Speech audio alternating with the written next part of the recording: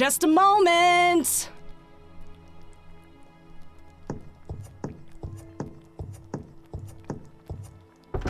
Yeah? What do you want? Ooh, she doesn't look like the type to take any guff. Better watch yourself, Miles.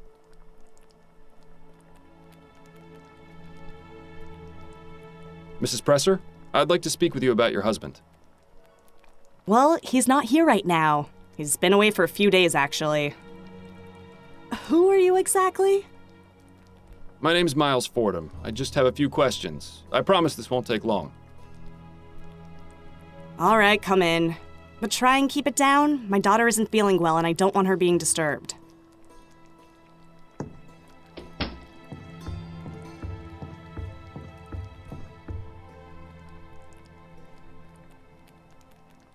A man's coat. Seems Harvey wasn't expecting to be out for very long.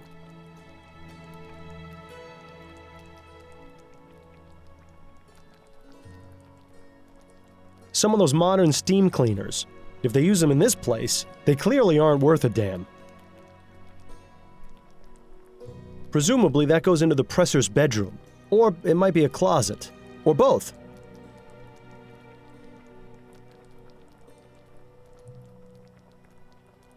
It seems peasant soup is on the menu tonight. Seems to be a notice from the bank threatening to foreclose on this place if they're late on their rent payment again. No wonder Harvey's taken a second job.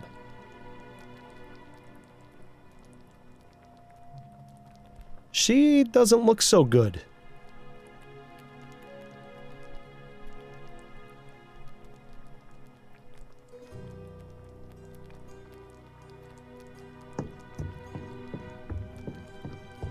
Mrs. Presser? Yeah, what? You know a man named Ronan Lespay? Never heard of him. And you've never seen the man in this ferrotype? Nope. And I'm glad I haven't. Looks like a real pushover. What does your husband do for a living, Mrs. Presser? Harvey? He's a traveling salesman. Sells steam-powered cleaners like the ones in the corner there. Oh? Doesn't make much money on account of most people being afraid of steam tech these days. But Harvey tries his best to provide for me and little Mary. He's a good man. The job takes him out of town for days at a time, but we get by. And that's all he does? What are you asking? You know something I don't? No, not at all. I was just curious.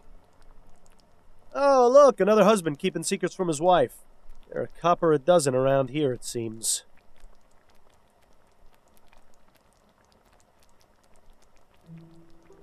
Is your daughter all right? She's just come down with a bit of something. This stew I'm making will put her right again. I've been giving her regular doses of Pink Bladder's Miracle Tonic, too. I'm sure she'll be back to tearing the house down again in a matter of days. Takes after her father, that one. So what do you do while your husband's away? Hang on there, what are you playing at? I'm a married woman. I merely wanted to know a bit more about you, that's all. I meant no disrespect. Is that your game? Asking innocent ladies about themselves so you can have your way? She doesn't have to worry about being mistaken for innocent, that's for sure. No, you know what? Just forget I said anything. Are you pleased with the election results? Yeah, I'm glad that no-good high muckamuck Outwood was voted out. Maybe now they can finally get to work on that bridge to Gascon we've been promised for so long. But won't Leroy's opposition to steam tech be bad for your husband's business? Maybe, but Harvey's always managed to land on his feet. If it comes down to it, I'm sure he'll be able to find a new job in no time. I was never too keen on him selling those contraptions anyway. It'll be a relief to get them out of the house. I don't have any more questions for you, Mrs. Presser. Good.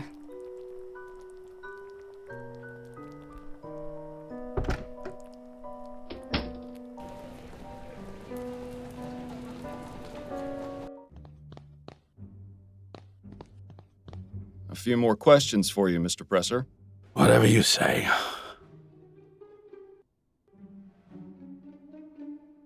had a little chat with your wife. You have a lovely family.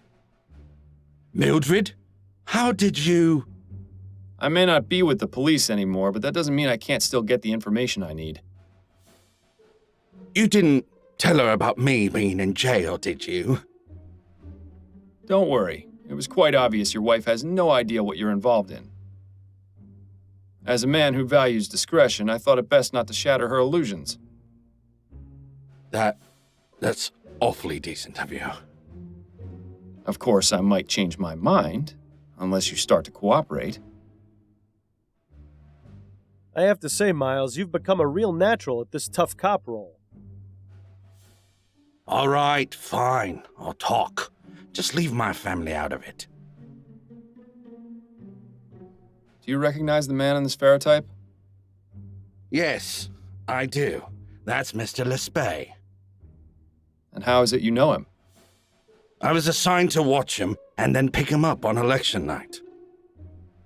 Assigned? By whom? My employer. I'd really rather not name names, Mr. Fordham. I don't care about your employer. What I care about is what you were doing with Mr. Lespay. Well, it was a cooping scheme. He was one of the people I was told to pick up.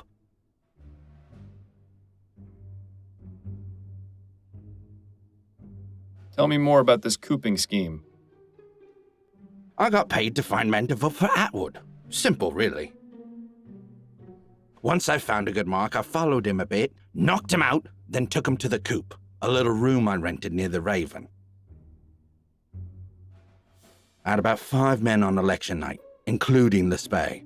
Got them all liquored up and walked them over to the polls.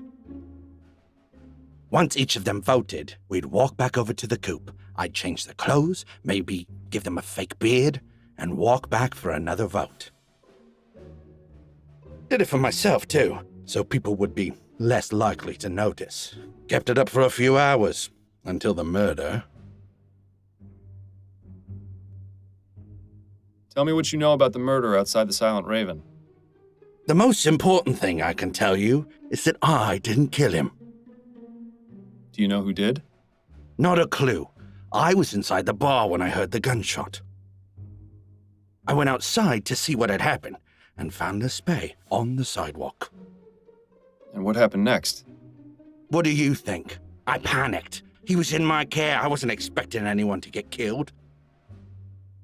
I think Mr. Presser has a wildly different definition of the word care. I went inside and gave the barmaid 10 crowns to keep her mouth shut. Clearly, that was money misspent. Then I went back home, told my wife I was going away on a business trip for a few days, just in case. Good thing I did, too. I might get out of this with her none the wiser. What makes you so sure they'll let you out? Me, I'm just a small fish, but I could talk and talk about whales. That's valuable information. Quite the shrewd negotiator, this one. I think his skills have been wasted. Is this your first time in jail? Yeah, actually. Suppose you think I'm just some criminal scum, born for the gibbet? I'm not a bad man, Mr. Fordham. I just made some mistakes. You've met my family. I'd do anything for them. Anything. I suppose no good deed goes unpunished. You can say that again. That's all the questions I have for now. Good. Leave me in peace.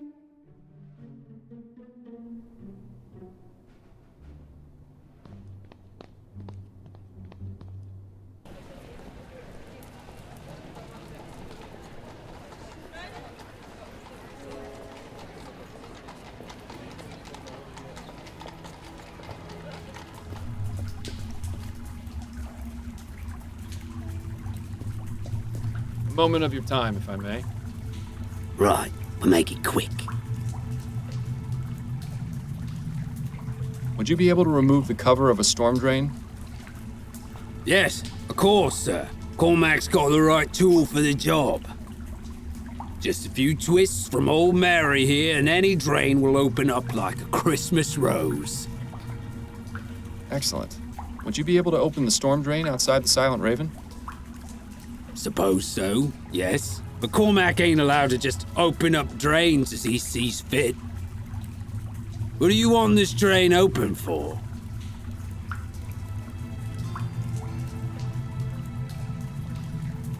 I believe there's a vital piece of evidence at the bottom of the drain. You don't say. It's quite true. It may even help me solve a murder. Well then, in that case, Cormac will get the drain open for you. Come on, there's not a moment to lose. This it then? That's the one. Right, won't be a moment.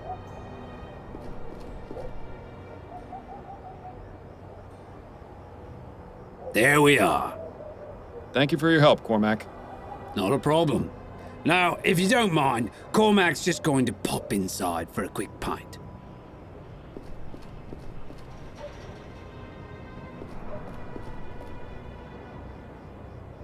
Detective work is a dirty job, but someone has to do it.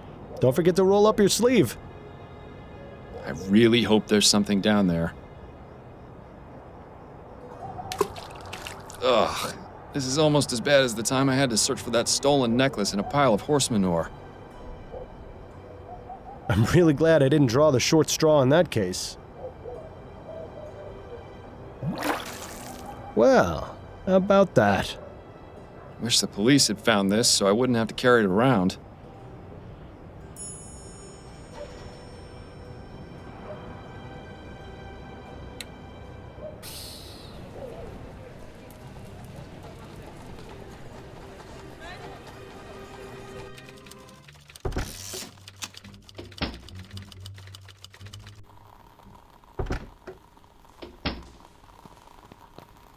Pardon me, Edwards.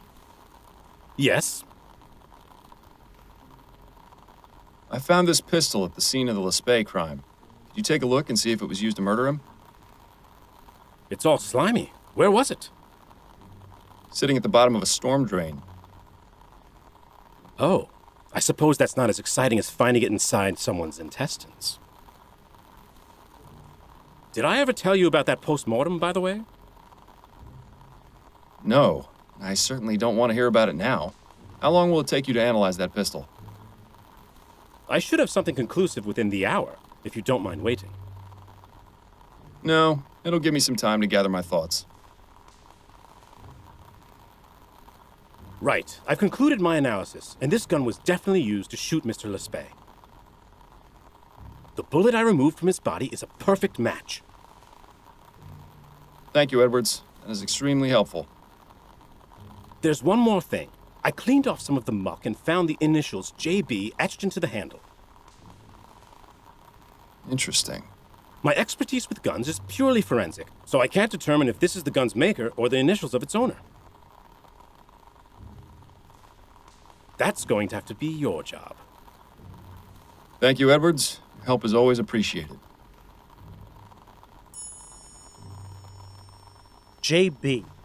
Wasn't the name on Puffin's gun case Jenkins and Bowen? That's quite a coincidence, wouldn't you say? I'll be going now, Edwards. Take care, Fordham. Miles, have you ever noticed that this Jimbo fellow fits the description of the man loitering outside the taxidermy shop? The barmaid told us she saw someone matching that description at the Raven on election night. Not only that, Priscilla just so happens to be the name of the ship Jimbo works on. And the pistol used to murder Ronan has the initials JB etched on it. It could be a coincidence, but I think it's quite reasonable to consider him as a suspect.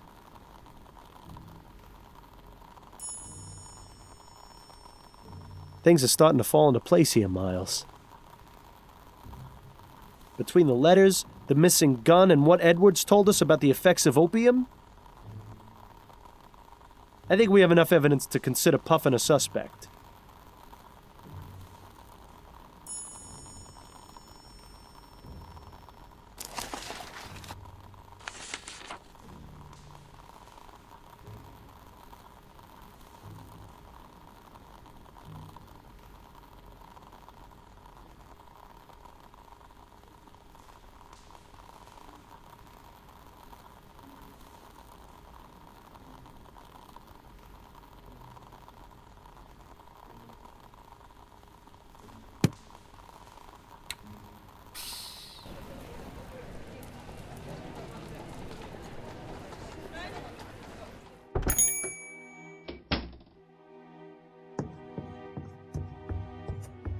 Have you got time for a few more questions, Mrs. Morgan? Yes, of course. I've completed my investigation of your brother's murder, Mrs. Morgan. You have? Oh, that's such a relief to hear. Who killed him?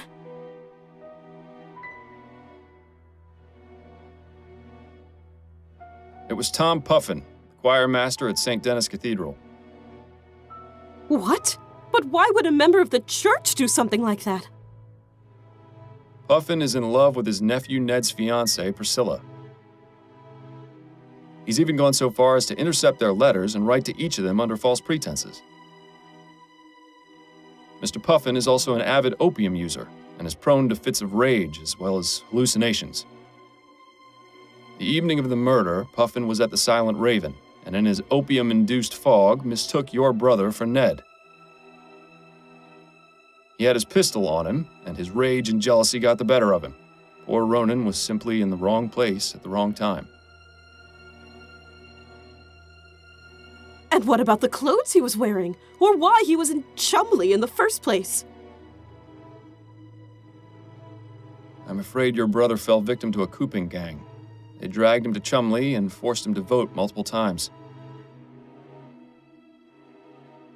He was wearing someone else's clothes as part of a disguise. My poor brother. So what happens now? Now, I'll inform Miss Upton of my findings, and she'll send an officer along to arrest Puffin. From there, justice will be served accordingly. I see. Thank you for your help, Mr. Fordham.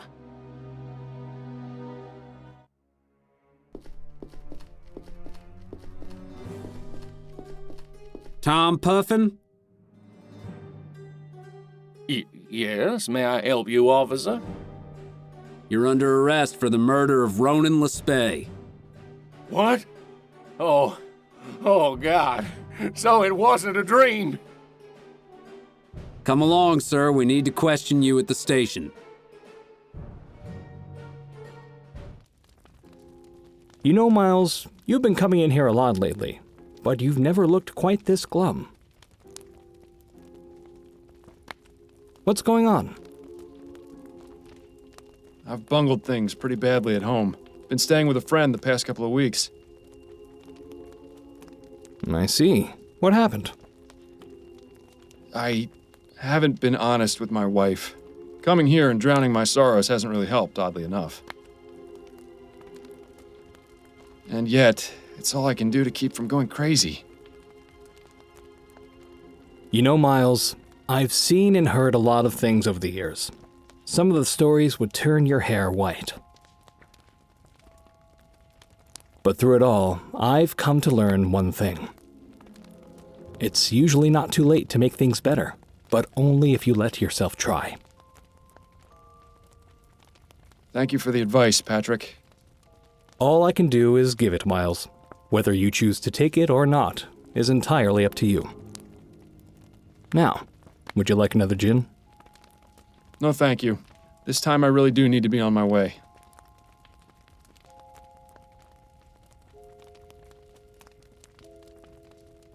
I should go and see how my wife is doing. I see. Well, have a good night, Miles. And good luck to you.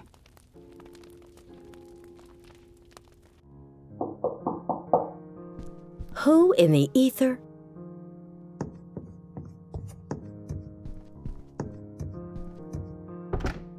Miles? This is a surprise.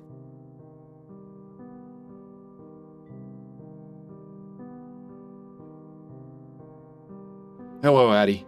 It's wonderful to see you. May I please come in? I suppose so.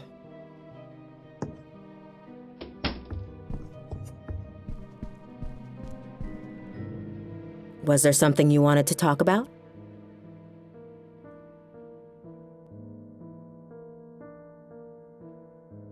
I've given it a lot of thought, and I think it's time I finally told you the truth.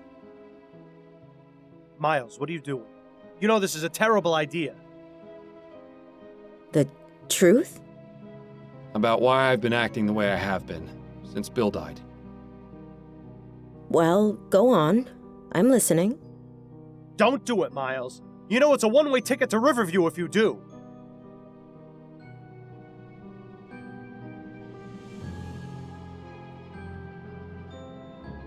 I've been hearing Bill's voice ever since he died. Fordham, what is wrong with you? His voice? I can't believe this! You've just destroyed your life! I hope you realize that! Yes, in my head, at all hours. That's why I was taking the soporific. It was the only way to keep him quiet, or so I thought. Turns out that alcohol has the same effect.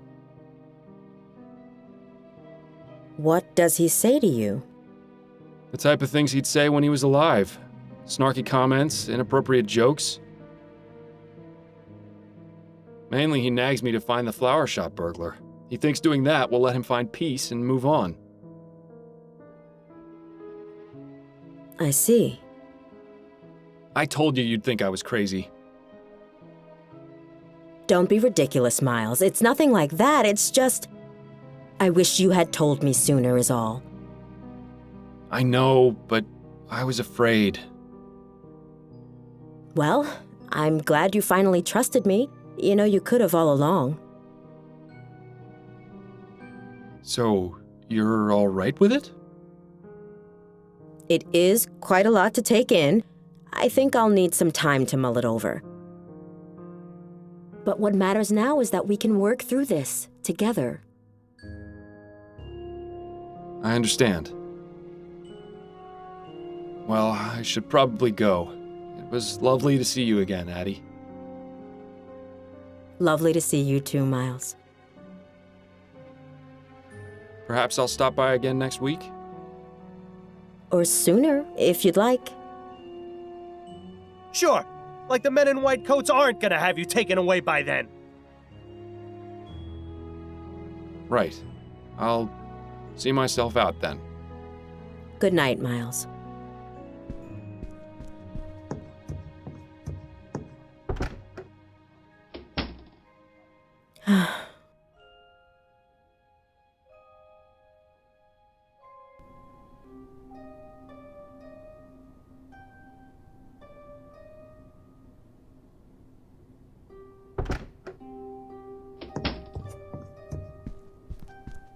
Fordham, wake up. Huh? He just leapt over the side. I don't... Oh, Upton. What's going on? Goodness, Fordham.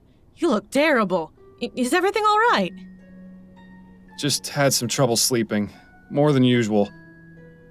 Well, I hope you've rested enough, because I've got something very important to show you. Oh, wonderful. If we're sharing information now, are you gonna tell Upton about me as well?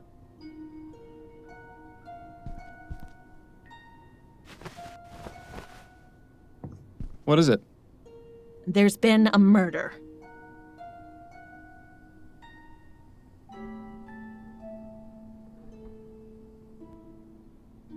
I assume this one is special somehow, or you wouldn't be bringing it to me. I thought that great detectives never assumed. There are exceptions to every rule. Anyway, you're right. The victim in question is a member of Parliament, a man named Percival McDonough, to be precise. But this is the real corker. The murder is clearly the work of the Justice Killer.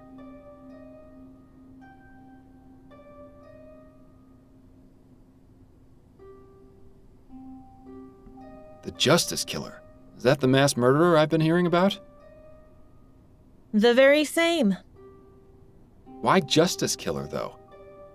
It's part of his modus operandi. He kills his victims with a single gunshot to the head, then writes the word justice somewhere in the room with the victim's blood. Talk about melodramatic. The police are stumped. This is the killer's 5th victim, and there isn't a single lead. So you want me to investigate? Not just yet. First, I need you to look at these sketches.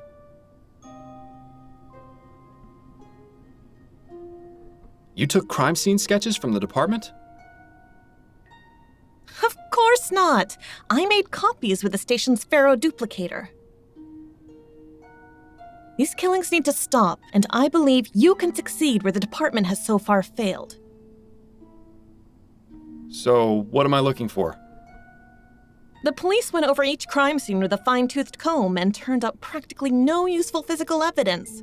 I want a second opinion from you. If you can find some sort of link between them, it might be possible to track this monster down. All right, let's see what we can see. Maybe there's something that Snelling's finest overlooked.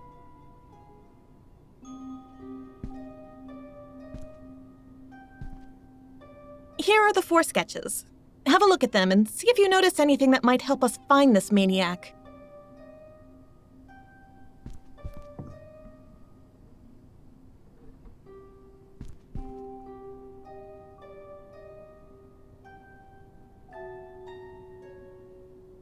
If only you hadn't told Adelaide about me, I might share my thoughts with you. As it is, you're on your own.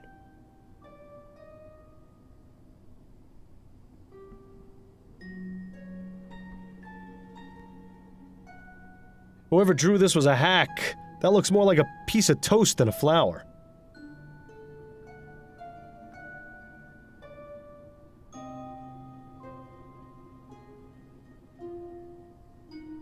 What's the point? It's not like you're actually going to be able to investigate this case.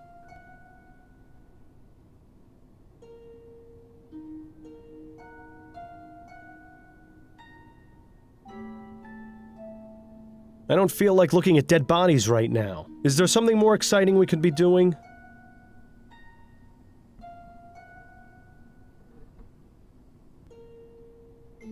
Oh, were you hoping for some witty insight?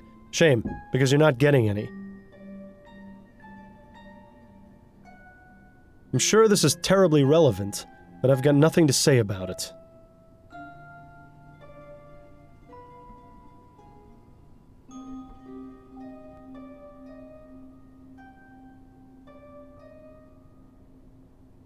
Yeah, he's dead. Big deal. I'm really not in the mood to be analyzing crime scene sketches right now. Boring.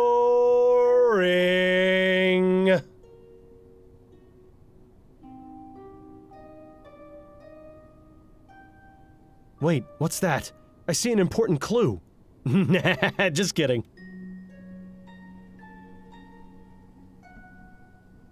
Maybe you should write crazy over your bed.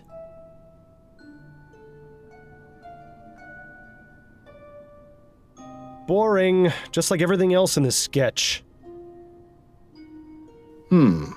Interesting.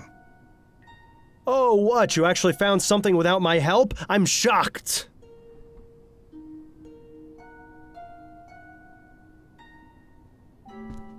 Upton?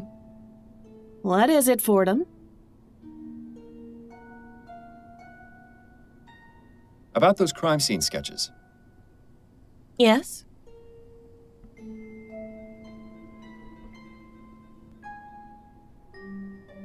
I think I found a connection. I knew you would. What is it?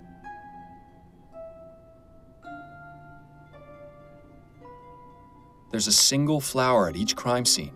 They look deliberately placed. There is? Let me have a look. You're right. 1 lily at each scene.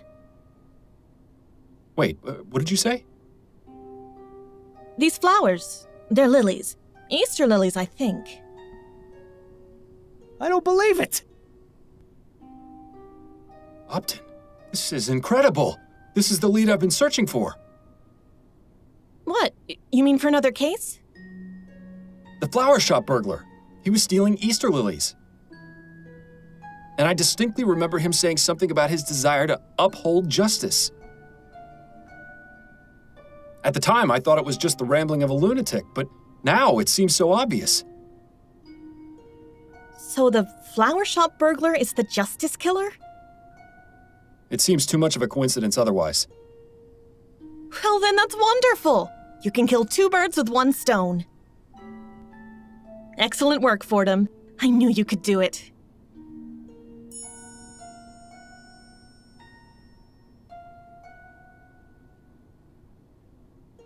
What exactly are the details regarding this justice killer? The killings began a few months ago, and so far he's claimed 5 victims. The department wanted to keep this information out of the public eye to prevent a panic, but word has gotten out. On the bright side, it makes your involvement in the case much less suspicious.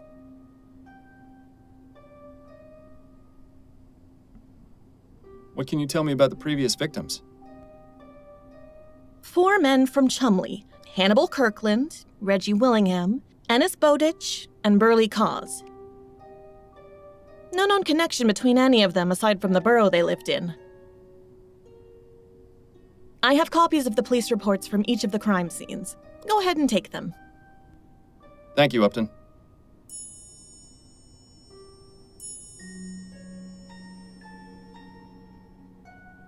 What are the details regarding the killer's latest victim? As I mentioned, the victim is Percival McDonough, a member of Parliament. He was found this morning by his secretary in his office. I expect the official investigation is still underway. So the killer managed to get into the Houses of Parliament. No easy feat. You can say that again. It's the killer's first high-profile victim. It means he's getting bolder. I suppose I'll have to drop by and see for myself.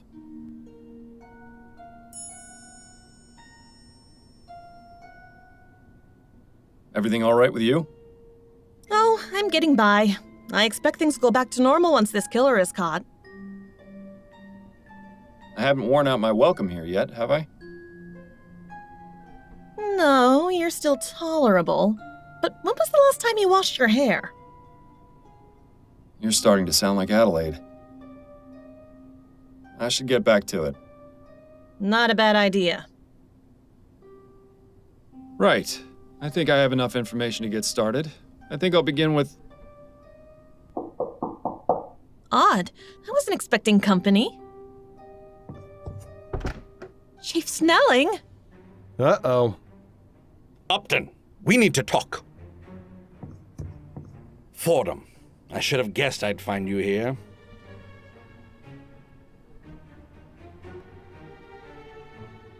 Ah, Chief Snelling. What a pleasant surprise. I'm equally pleased to see you, Fordham. Although, having you here does save me a bit of trouble. Trouble? Those are some rather interesting decorations. Would either of you care to explain how they got here? And once again, the jig is up. I hope you can talk your way out of this one, too.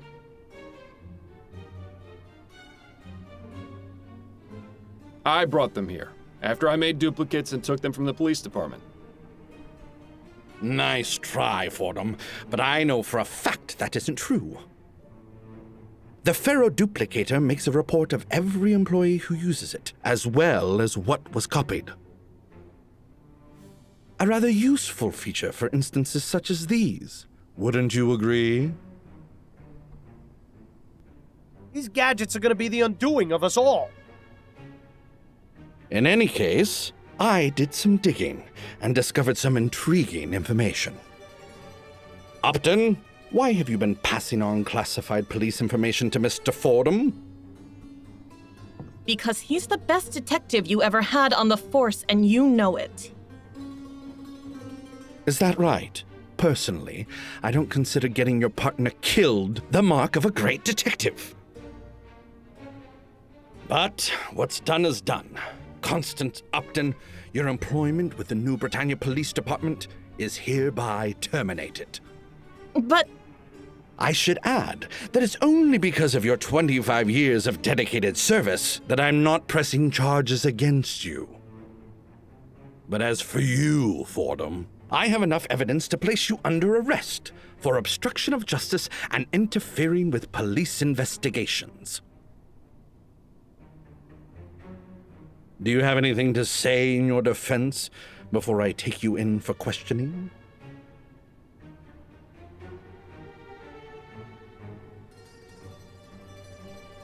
Yes, as a matter of fact, I do. I know who the Justice Killer is. Fordham, if this is your idea of a diversion... It's true. I found a link in the sketches of the crime scenes. All right, let's hear it then. What do you think you found? I'll tell you if you promise to let me take the case. Out of the question, Fordham. This is a police matter. And the police haven't made progress in months. Fordham figured it out in a matter of minutes. Admit it, Snelling. Fordham is your best shot at finding the killer. Are you gonna let your personal differences put the people of this city in danger? Fine. I'll let you continue to operate as an assistant in this case, if you have actually found something of value. Now, what is this link? He leaves a single Easter lily at each crime scene. The same type of flowers the burglar and the chum was stealing. I see. A tenuous link, but plausible. I'll give you until tomorrow afternoon. If you haven't come up with anything, I'm throwing you in jail. Sounds fair to me.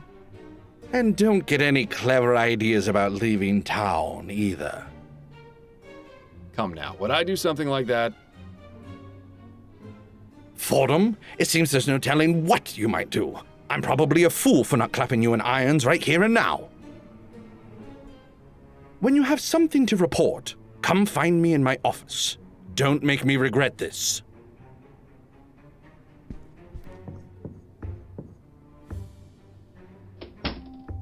Well, that went better than I expected. Except you're still fired. I didn't have a chance to get him to change his mind. We'll worry about that after you catch the killer. In the meantime, I could use a drink. I'll see you later, Fordham. Well, better get to work then. The clock is ticking.